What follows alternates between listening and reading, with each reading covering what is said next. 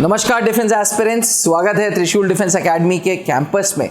वादा अनुसार मैं आप लोगों को ले आया हूं त्रिशूल डिफेंस एकेडमी के एसएसबी क्लासरूम के ठीक सामने जीटीओ ग्राउंड को। पर जीटीओ ग्राउंड जाने से पहले मैं आपको बता दूं, यहीं पे पीछे हम लोगों ने कल शूट किया था।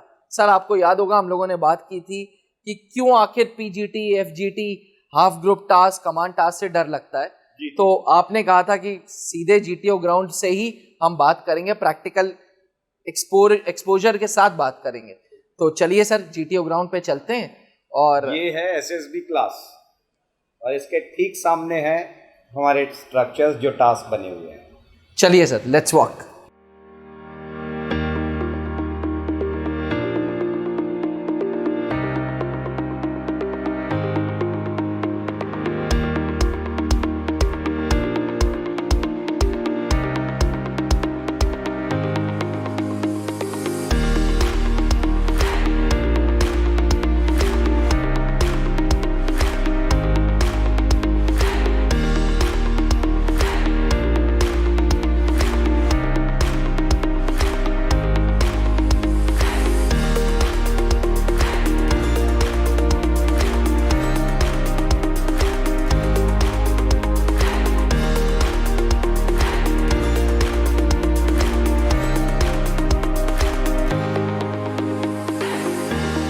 तो सर आ गए हम लोग ये एक पर्टिकुलर टास्क पे। बहुत सारे टास्क आपने यहाँ पे बनाए हुए हैं। सर क्वेश्चन वही है जो हमने पहले भी किया था। हमारी जीटीओ सीरीज़ में ये क्वेश्चन चला आ रहा है कि भाई आखिर क्यों कैंडिडेट्स डरते हैं ग्रुप टास्क से, चाहे प्रोग्रेसिव ग्रुप टास्क हो, final group task, half group task, command task, what ever it is. और सर क्योंकि ये ग्राउंड है सामने, तो मैं आपसे एक दरख्वास्त करूँगा कि एक प्रैक्टिकल अप्रोच ये टास्क कराते हुए आप बताएं कि आखिर क्या प्रॉब्लम है, क्यों एक डर पैदा हुआ है सर। जी अच्छा, टास्क के ट्रिक्स और टेक्निक्स बताने से पहले कुछ और कॉमन बातें जो कैंडिडेट्स को पता होनी चाहिए। जी, everyone knows this is a bounded space. ये स्टार्टिंग लाइन है, उधर फिनिशिंग लाइन है। अच्छा। तो इस बीच में आपको पैर नहीं रखना है। जो स्ट्रक्चर्स आपको मिले हैं जी, उसको कनेक्ट करने के लिए कनेक्ट करने के लिए आपके पास ये एक प्लैंक है, एक लॉग है, वुडन लॉग, रस्सी है दो आपके पास, और एक लोड जो मिल जाता है वो आपको कैरी करना होता है उस साइड के लिए। चलिए, कुछ रूल्स हैं। रूल्स जनरली सभी को पता होते हैं। कलर रूल हैं इसमें, जैसे 3 कलर में पेंटेड है ये। तो हाँ जी, so white is allowed for everyone, living as well as non living members. Blue is only allowed for living members. Red is neither allowed for living nor for non living members. अच्छा। Distance rule ये है कि इसका अगर आप कोई भी gap 4 feet या इससे ज़्यादा की देख रहे हैं, वर्टिकली या हॉरिजॉन्टली किसी भी तरीके से, तो उसको आप डायरेक्ट निगोशिएट ना करें, उसको मिनिमाइज करके तब आप निगोशिएट करें। जी, उसको कम करना पड़ेगा। जी। तीसरा, फट्टा और बल्ली जो है, रिजिड हेल्पिंग मटेरियल, उनको क्लोज कॉन्टैक्ट में बांधना नहीं है ताकि आप लंबाई बढ़ा लें। अच्छा। तो वो काम नहीं कर सकते आप।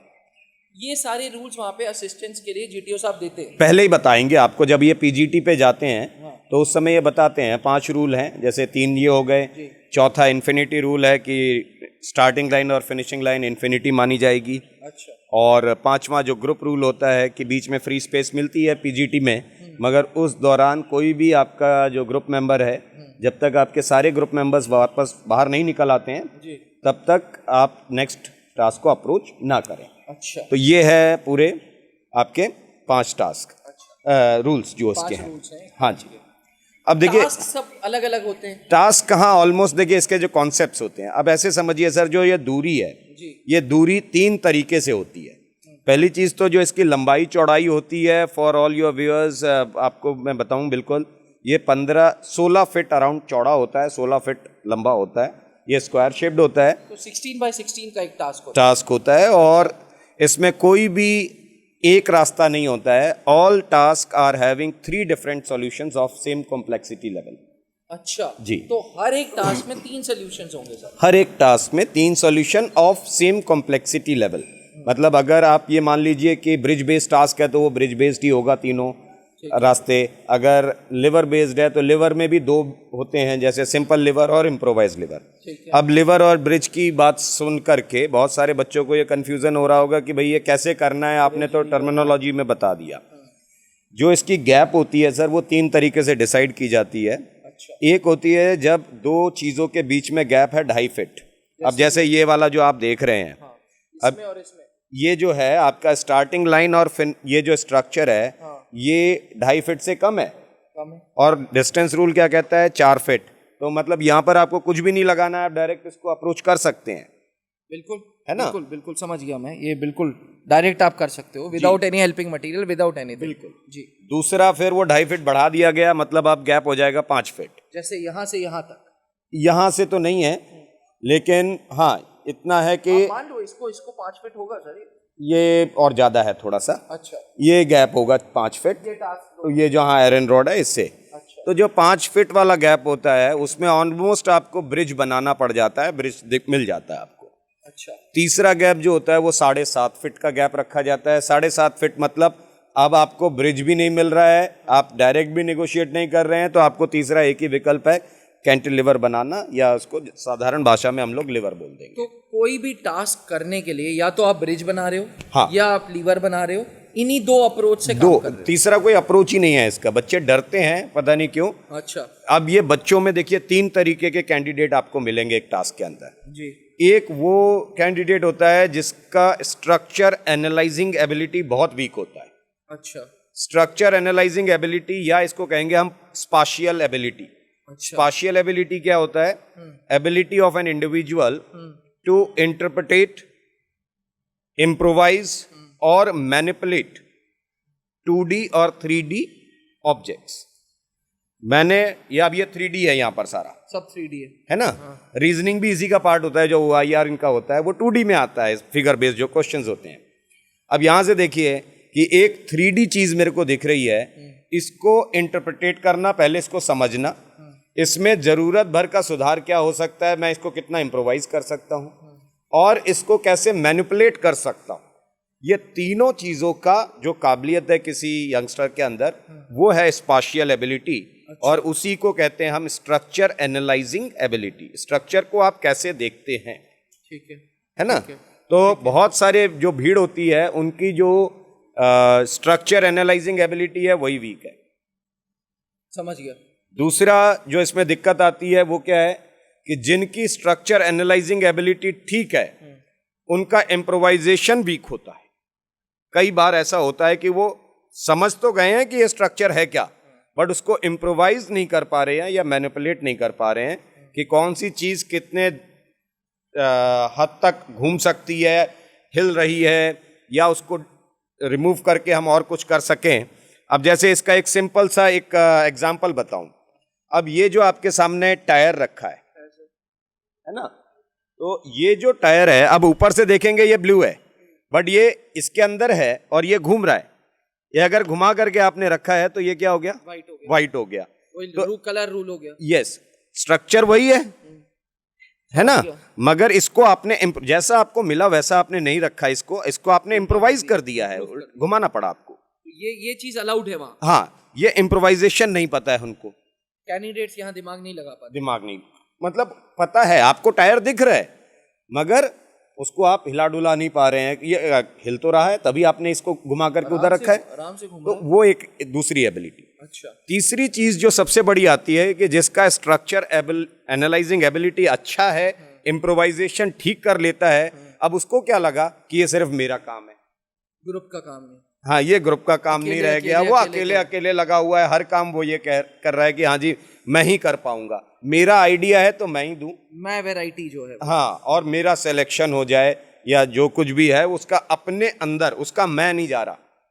ये हर यंगस्टर को दिमाग में रखना चाहिए बहुत क्लैरिटी के साथ कि जिस यंगस्टर के अंदर मैं जैसी कोई चीज़ बची हुई है वो कभी भी GTO के द्वारा रिकमेंड नहीं होगा, चाहे वो जितनी अच्छी इंग्लिश बोल ले, चाहे वो जितना अच्छा काम कर ले। वो इंडिविजुअल वर्क बहुत अच्छा कर सकते हैं, वो साइंटिस्ट, डायनामिज्म नहीं है, वो अच्छे साइंटिस्ट बन लेंगे जा करके, वो अच्छे डॉक्टर बन जाएंगे, वो MNC में काम करने के लिए बहुत अच्छे हैं, वो शायद CEO बन जाएंगे एक कंपनी के, मगर फौज में ऑफिसर बनने के लिए पहले मैं मारना पड़ेगा। इसकी एक बड़ी अच्छी सी वो कहावत है sir, field marshal Philip Chetwode, हाँ सर, IMA में चैटवुड हॉल है, तो पहला जो लेक्चर लिया था फील्ड मार्शल फिलिप चैटवुड ने, तो उन्होंने कहा था कि service and welfare of my country and countryman comes first and always first. Service and welfare of the fellow man, the people whom I command, comes next and always next. Service and welfare of my own self comes last and always last. अब इस organisation में जाने वाला कोई youngster, जहाँ पूरी army का मोटो क्या है, सर्विस बिफोर सेल्फ, वो जब काम कर रहा होता है ग्राउंड के ऊपर तो उसका मोटो अलग होता है. उसका मोटो होता है सेल्फ बिफोर सर्विस. वो चेटवुड सेइंग को उल्टा कर देता है, कहता है कि selection and ideas of my own self comes first and always first, है ना, and I hardly thinks of my group member and all. तो वो दूसरे उसमें चला गया. वो खुद में ही काम कर रहा है. Again a thing is, this is a task of man and material management skill. अच्छा. सो मैनी पीपल, अब जैसे कोचिंग ले लेते हैं लड़के, तो कोचिंग का मतलब स्ट्रक्चर एनालाइजिंग एबिलिटी सिखा दी किसी ने, सिखा दी. स्ट्रक्चर सिखा रहे हो? हाँ जी, सारे इतने सारे सब सिखा रहे, इतने सारे टास्क हैं आपके हाँ पास. काफी टास्क बने हुए हैं सर. तो अब देखिए, स्ट्रक्चर एनालाइजिंग एबिलिटी तो आपने सिखा दी. जिन बच्चों की स्ट्रक्चर एनालाइजिंग एबिलिटी अच्छी होगी उनका मटेरियल मैनेजमेंट स्किल अपने आप अच्छा हो जाएगा सर, है ना. हो जाएगा. लेकिन what about man management skill? जिसका मटेरियल मैनेजमेंट स्किल अच्छा है उसका मैन मैनेजमेंट स्किल वीक हो गया. क्यों? मुझे पता है क्या काम करना है, तो मैं दूसरे की सुनने के लिए तैयार नहीं हूं. मैं अपना ही आइडिया लगाया जा रहा हूं, मैं ही काम कर लेगा. मैन मैनेजमेंट उधर आ गई. मैन मैनेजमेंट, मटेरियल मैनेजमेंट दोनों है. Everything sir. अब देखिए क्या हो गया कि ये हो सकता है कि आइडिया मेरे पास हो, बट मैं अपने ग्रुप में देख रहा हूं कि भाई आपकी बिल्ट मेरे से अच्छी है. मैंने कहा chest number so and so, I have one idea, can you help me out, और can you take this plank and fix it into that gap. Idea मेरा, काम आप कर रहे हैं. बुद्धि मेरी, काम आप कर रहे हो, है ना. तो we form a team together. ठीक है. तो अच्छा, कुछ लोग क्या होते हैं, वो मेंटल कंट्रीब्यूशन में ही रह जाते हैं. वो क्या करते हैं, यहां से खड़े खड़े आइडिया देते रहते हैं, अंदर जाने की कोशिश नहीं करते. भाई अंदर भी जाना. फिजिकल इन्वॉल्वमेंट, जैसा कल हम लोग कह रहे थे, फिजिकल एंड मेंटल कंट्रीब्यूशन. तो फिजिकल कंट्रीब्यूशन का मतलब ये नहीं कि आप मेंटल कंट्रीब्यूशन कुछ भी नहीं दे रहे हैं, फट्टा बल्ली लेकर के लगे हुए हैं, और ये भी नहीं कि आप फट्टा बल्ली नहीं ले रहे हैं, बिल्कुल टच ही नहीं कर रहे हैं, आप सिर्फ बोले चले जा रहे हैं. दोनों का combination, man and material management skill जिस बच्चे का अच्छा होगा वो ऑलमोस्ट इस टास्क को ठीक करता है, क्योंकि मटेरियल मैनेजमेंट स्किल उसी बच्चे का अच्छा होता है जिसकी स्ट्रक्चर एनालाइजिंग एबिलिटी ठीक होती है. अब आते हैं तीसरी चीज पर. आप कैसे हेल्प करते हैं कैंडिडेट्स की? ओके, चलिए किसी टास्क लेते हैं. हाँ, कि जब आप एसएसबी क्लासरूम में थे, हाँ, तो एसएसबी क्लासरूम में आप ये स्ट्रक्चर्स के रूल्स समझाते हैं, क्या करते हैं सर? देखिए, क्लास का तो जीटीओ क्लास हम लोगों के यहाँ क्लासरूम में चलती ही नहीं है, हम लोग यहीं लेते हैं क्लास, और सारी चीज़ें हम स्ट्रक्चर पे ही बताते हैं ताकि उनके कॉन्सेप्ट्स क्लियर हो जाएं. अगर आप लिवर बना रहे हैं और आपको फल्क्रम और अफर्ट का कॉन्सेप्ट क्लियर नहीं है तो आप कभी भी लिवर नहीं बना पाएंगे. फिर वो रटा हुआ दिखाई देता है कि कहीं से रट के आए हैं ये लोग. कोचिंग वाले ने बताया कि ये गैप है, इस गैप में फट्टा फंसा देना. अभी फट्टा कहाँ फंसाना है, कहाँ नहीं फंसाना है, वो क्लियर नहीं है. दिमाग लगाया नहीं, फट्टा फंसाने का बस वो सुन करके आया था, वो स्टार्ट हो गया. तो ये एक बड़ी समस्या है उनके पास, है ना. तो अभी जितनी क्लासेस हमारी होती हैं वो तो सारी यहीं हो रही हैं. अच्छा. इसमें अपार्ट फ्रॉम दिस, अब मैन मैनेजमेंट स्किल कैसे बढ़ता है इनका? मटेरियल मैनेजमेंट स्किल तो टेक्निक के साथ हो गया. उसके बाद आपको ग्रुप एक्टिविटीज, अगर ट्रेनिंग प्रोग्राम में ग्रुप एक्टिविटीज नहीं कराई जाती हैं तो उनका कॉपरेशन या जो एक दूसरे की चिंता करना, अगर हम 10 लोग काम कर रहे हैं तो सर एक बंदा वहां खड़ा होगा स्टार्टिंग लाइन पर, एक वहां खड़ा होगा, बिल्कुल सर, है ना, और हम 10 लोग इस तरीके से खड़े हैं. अगर पहले वाले कैंडिडेट के दिमाग में कोई आइडिया आया और मान लीजिए वो लास्ट वाले को कन्वे नहीं है क्लियर, तो हम इसे ग्रुप वर्क कैसे मानेंगे? मैनेजमेंट है ही नहीं सर, ये है ना. नहीं है, बिल्कुल तो नहीं. ये चीजों पे बच्चे ध्यान नहीं देते हैं, वो सिर्फ रटते हैं. उनका स्ट्रक्चर एनालाइजिंग एबिलिटी अच्छा हो गया, लेकिन मैन मैनेजमेंट स्किल गड़बड़ है थोड़ा सा. तो दैट मीन्स एक पर्टिकुलर कैंडिडेट जो एसएसबी जा रहा है उसको प्रैक्टिकल अप्रोच रखना जरूरी है. कहीं ना कहीं वो प्रैक्टिकल कैंडिडेट होना जरूरी है, बहुत जरूरी है सर. देखिए, जब तक प्रैक्टिकल दिमाग नहीं लगाएंगे तब तक सर चीज़ों का सही ऑप्टिमल यूटिलाइजेशन मैनेजमेंट का, चाहे लोग हों चाहे मटेरियल हो, कोई भी हो, क्योंकि फौज में भी तो सर लॉजिस्टिक्स है, फौज में भी तो लोग हैं. जी जी बिल्कुल सर. देखिए, वही मैंने आपसे कहा कि 3 तरीके के लोग हैं. एक जिसकी एनालाइजिंग एबिलिटी खराब है जी, एक जिसकी एनालाइजिंग एबिलिटी ठीक है बट इम्प्रोवाइज नहीं कर पाता है वो टाइम से, और एक जिसका ये दोनों ठीक है वो उसका फिर मैन मैनेजमेंट स्किल बहुत खराब है।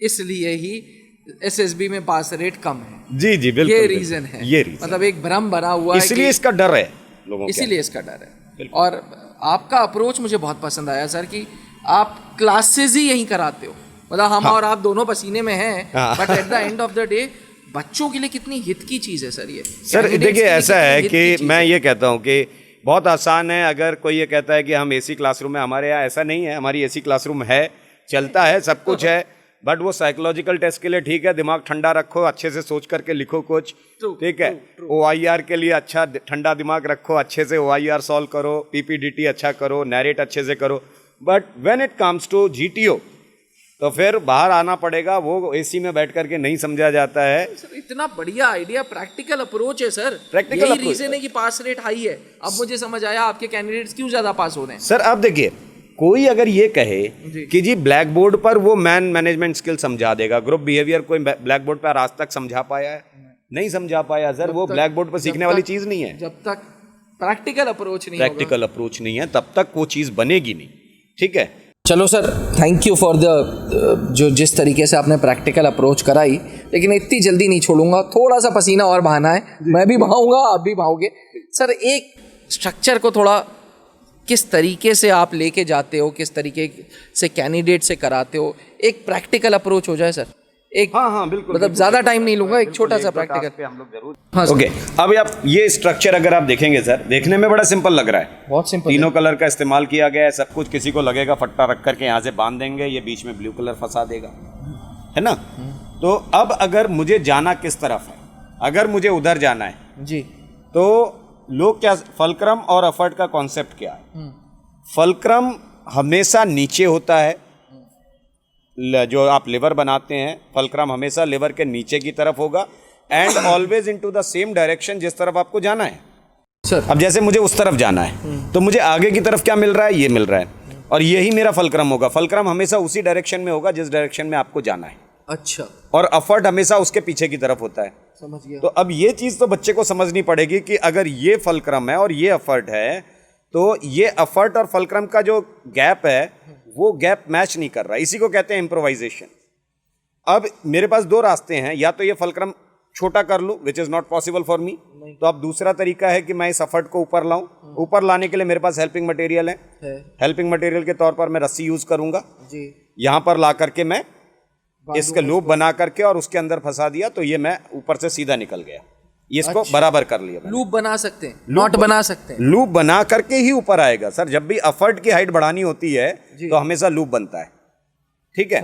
अब अगर मान लीजिए इधर जाना हो, तो ये आपका फलक्रम, ये आपका अफर्ट।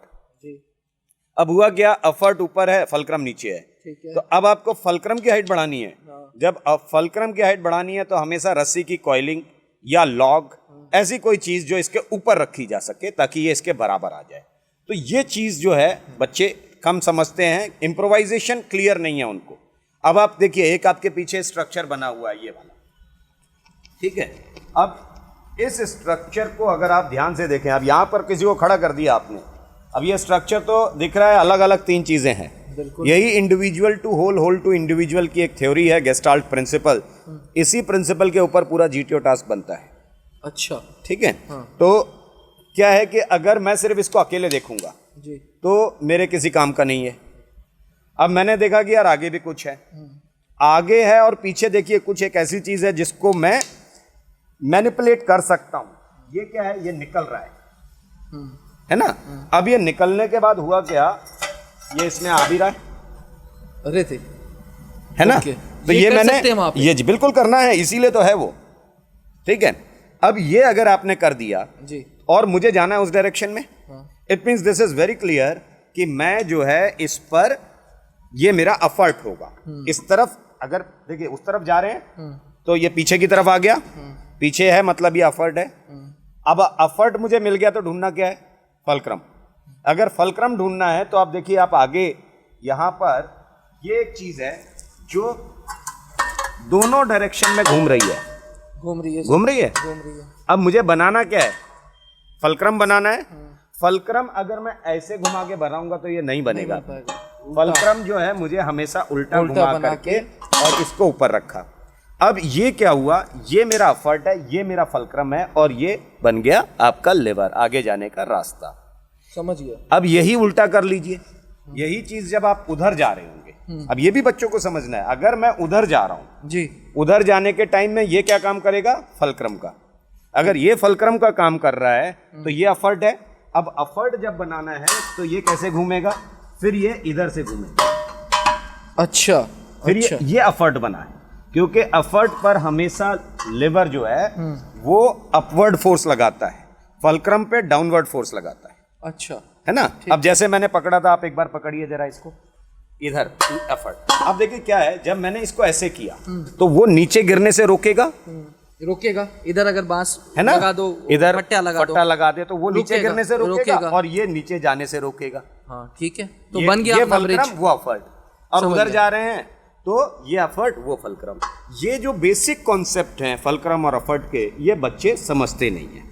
अच्छा, दूसरा, जब ये रूल्स तोड़ते हैं इसमें, कलर रूल हो गया, बड़ा कैजुअल लेते हैं ये लोग, तो ये क्या कर रहे हैं कि रूल तोड़ दिया, सॉरी बोल दो। अरे भाई, एक आधी बार हो गया, रिपीटेडली आप कर रहे हो, ये आपके सेंस ऑफ रिस्पॉन्सिबिलिटी के ऊपर बड़ा क्वेश्चन मार्क लगाता है। कि जब जीटीओ साहब ने बोला था कि भैया ये क्वेश्चन रूल सर, है, अगर आपने ये कहा है कि ये माइंसलैंड है, और आप ये बताइए, आज तो हम ये टास्क देख रहे हैं तो हमने पैर रख दिया, आराम से घूम के चले गए, सॉरी बोल दिया, बहुत कुछ है। कल को ये अगर कमीशन ऑफिसर बनते हैं और फौज में जाने के बाद अपने प्लाटून को, अपने सेक्शन को लेकर के जा रहे होंगे और माइन पे पैर रख करके सॉरी बोलने की स्थिति में है? नहीं सर, ना ये गलतियों की कोई माफी नहीं है। उन कुछ गलतियों की कोई माफी नहीं होती है। तो ये आपकी सेंस ऑफ रिस्पॉन्सिबिलिटी के ऊपर अफेक्ट कर जाता है। ये समझ आया सर, समझ आया। मतलब वंडरफुल वे, कितना बढ़िया तरीके से आपने ये एक्सप्लेन किया है। बच्चा इस तरीके, और मैं कहता हूं कि अगर ये सारी चीजें और डिटेल में, अभी तो ये सिर्फ ट्रेलर है ना इस ट्रेलर में हम दोनों की शर्ट पूरी गीली है। बाकी हाँ, वो कहते हैं ना, sweat of training saves blood of war. सही बात। तो पसीना तो बहाना पड़ेगा, और अगर आप सही तैयारी करते हैं, आकर के सही ढंग से सीखते हैं, ये बहुत छोटी सी चीज है जो हमने आपसे डिस्कस की। आपका पैशन जो जीटीओ के प्रति है, मुझे मजा आ जाता है सर। एस्पिरेंट्स में आपको बता दूं, ये जब जीटीओ ग्राउंड सर बनवा रहे थे, सुबह 7 बजे से रात 10-10, 11-11, 12-12 बजे, और सर का एनर्जी लेवल बिल्कुल भी ठंडा नहीं था। Thank you very much sir, thank you. Defence aspirants, ये था त्रिशूल डिफेंस एकेडमी का एक छोटा सा मैं कहूँगा कि एक अप्रोच, एक ट्रेलर, कैसे टास्क को किया जाता है। अगर आप भी जीटीओ से डरते हैं तो आप डरने की ज़रूरत नहीं है, कैप्टन एसके सिंह सर है ना। ऐसी बहुत सारी चीज़ें हैं जो इनको बतानी है, जो ये करेंगे आकर के खुद से। तो अगर अपना एम्बिशन क्लियर है, व्हेन यू हैव डिज़ायर्स, आपकी डिज़ायर्स तभी सच में बदलती हैं। You can do miracles, but only when your desires are complemented with some action. अगर एक्शन नहीं करोगे, घर से बाहर नहीं निकलोगे, प्रैक्टिस नहीं करोगे आकर के, तो फिर भाई बात कैसे होगी? फिर तो ख्वाब है, ख्वाब ही रह गया। मैं आपकी इस अप्रोच से बहुत बहुत बहुत फिदा हो गया मैं कि जीटीओ ग्राउंड में ही आप क्लास ले रहे हैं। ऐसा कोई एजुकेटर मैंने नहीं देखा सर, ऐसा कोई एजुकेटर नहीं देखा, क्योंकि जनरली वो लोग क्या करते हैं कि वो एसएसबी के क्लासेस में ओएलक्यू के बोर्ड्स लगे हैं, एसीज लगे हुए हैं, हमारा भी वैसे ही है, लेकिन आपका ये अप्रोच दूसरे सेगमेंट के लिए है सर। वो हर एक टेस्ट अलग है बिहेवियर के लिए। डायनामिक बिहेवियर कभी क्लास के अंदर सुधर नहीं सकता है, वो एक गलत फहमी है। हम क्लासरूम प्रोग्राम के नाम पर बैठे ज़रूर रहते हैं, क्योंकि हमें पता बहुत कुछ होता है। अगर आप ये पूछेंगे कि इसमें से क्या चीज़ें हैं, लिवर, फलक्रम, बहुत कुछ पता भी होता है, बट इम्प्रोवाइजेशन नहीं पता है। ग्राउंड पर मैन बिहेवियर क्लियर नहीं है, अपना अपना लेकर के भाग रहे हैं। तो देयर आर सर्टेन फैक्टर्स जिस पर और काम करना होता है। और अभी मैंने जैसा आपसे कहा, ये बहुत छोटी चीज़ें थी, इसके डिटेल में बहुत कुछ है, वो जब यहाँ आने के बाद चलो एस्पिरेंट्स, तो अगर जुनून है, वर्दी का पागलपन है, और एसएसबी के जीटीओ से डर है, एसएसबी से डर है, तो कैप्टन एसके सिंह सर के गाइडेंस में आओ और ये जीटीओ का डर हमेशा के लिए ख़त्म कर दो। Because SSB in itself is a beautiful technique जो आपके अंदर कॉन्फिडेंस बूस्ट कर देती है, जिस कॉन्फिडेंस को आप लेके कहीं पे भी जा सकते हो। मतलब ऐसा नहीं है कि सर्विसेज सिलेक्शन बोर्ड का ये पर्टिकुलर कोचिंग आपको सिर्फ फौज में ग्रोथ दिला रही है, हर जगह पे मैंने खुद ये पूरा प्रोसेस सीखा हुआ है।